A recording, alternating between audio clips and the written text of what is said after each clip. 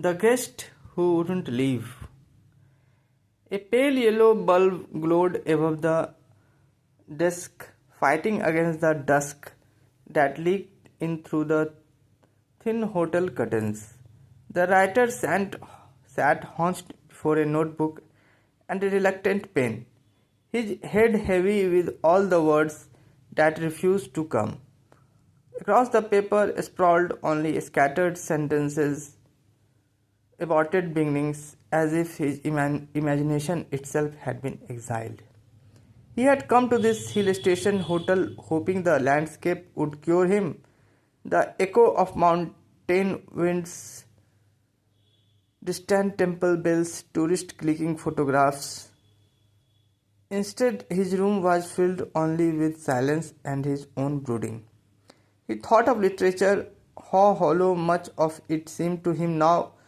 Stories tailored to please prizes, verses bent neatly to flatter the times, writers who wore sufferings like ornaments in interviews but secretly lived well-fed, air-conditioned lives. He despised their hypocrisy yet envied their ease, and beneath that he despised himself most of all for not being able to write a single honest page.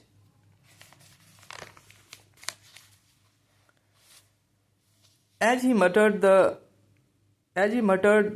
doorknob shook gently. He frowned. He hadn't called for anyone. Then it opened and four figures entered without hesitation, as though this room was theirs. First came a woman in a beige shawl, carrying a bouquet of marigolds. Behind her, a man with a solemn face and thick glasses. A small boy peeked nervously from behind them, clutching his father's hand, and finally the hotel staff, a young bellboy bearing incense sticks, murmuring something under his breath. The writer raised his head. "Excuse me, this is my room." But none of them looked at him with surprise. Instead, the women placed the marigolds on the desk right where his notebook lay. The boy whispered a question too soft for the writer to catch. The man adjusted his spectacles and spoke with patient gravity. "Every year we come here, same day, same hour. One book, one life cut short." The writer blinked. "What are you talking about?" "I am very much alive. I am working. Trying to..." He stopped, the weight in his voice collapsing.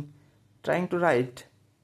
The staff member glanced at the air around the desk as though speaking not to the people but to the silence itself. He bowed, lit the incense and stepped back. Smoke curled toward the ceiling, blurring the writer's view of them. The women sighed. He never knew when he lived that his only book would be loved. He thought it was a failure, and then he ended it here, in this room. A strange chill passed against the writer's chest. "No," he whispered. "That's not me." He looked at the boy, hoping for reassurance, but the child was staring at him directly now, not through him. His lips moved in awe. "Mama, I can see him." The man's hand tightened on his son's shoulder. "Don't be frightened, he is only remembering." The writer staggered back, clutching his temples. Memory, like dust shaken from long neglected curtains, began to fall over him. The knot of loneliness, the rope purchased in secret, the last drink at the desk, the ink-stained note no one read until later, the single book that only caught attention when headlines declared him gone. He sank into the chair again. The notebook before him was blank, but the marigolds glowed warmly on its edge like small suns against the faded desk.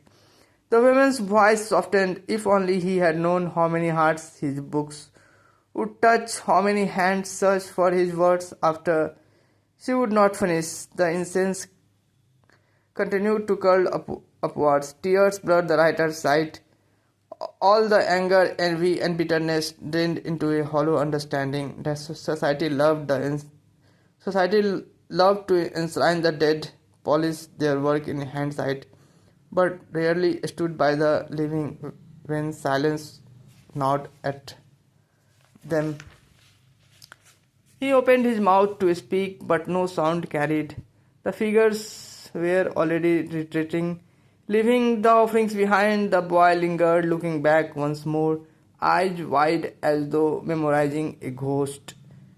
Then they left, and the latch clicked softly behind them. The writer sat motionless. In the quiet afterward, only the smoke remained. Slowly dispersing around the marigolds, he reached for the notebook, but found he could not truly hold the pen anymore.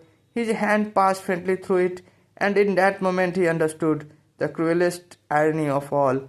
His block was no block at all. It was the silence of a man who had already written his last line.